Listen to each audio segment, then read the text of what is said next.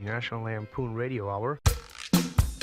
Here was this totally outrageous voice that was screaming, "Here I come."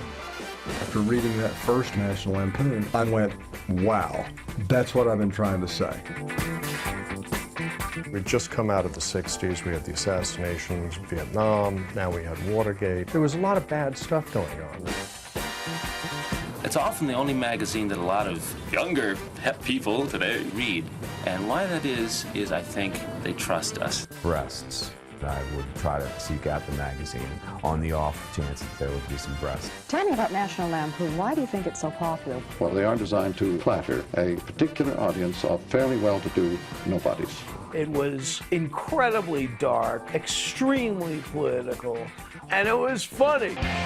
My first week at the National Lampoon, we were getting drunk in a park. There was a man secretly living in his office. It was a crazy place like nothing I'd ever seen before. I can tell them what to do. We were taking on the idiocy of our own generation. It was like we had an attic full of culture from 1945 to 1970, and we just looted it. It is the job of a satirist to make people in power uncomfortable.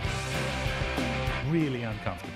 To the point where they go, this has to be stopped. He was so upset by that, he called the FBI. I think Natty said something like, well, this is National Lampoon. National Lampoon was a magazine, but suddenly it was records and actors and musicians. We're going to make a movie. I said, hey, why don't you write this high school movie? There was so much sex. You can't do this in a high school. We'll get lynched. So that became Animals. And from that moment on, we went from being criminals to heroes. What we didn't anticipate was that Hollywood would take away all of our creative talent. The Lampoon is the hippest place to be to write comedy until the hippest place to be to write comedy became Saturday Night Live. The Lampoon lost its exceptionalism. You knew you were never going to see people like that again. They became all of modern comedy.